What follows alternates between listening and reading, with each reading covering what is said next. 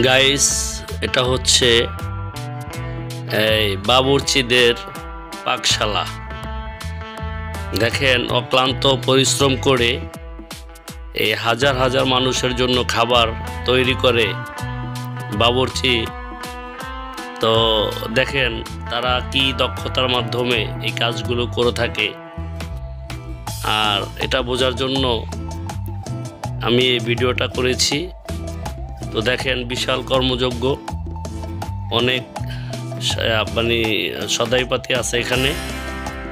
তারপরে দেখা যাচ্ছে যে এক একজন যার যার কাজ করতেছে। এই যে জামের জন্য খাসি, আস্ত খাসি প্রস্তুত করা হচ্ছে।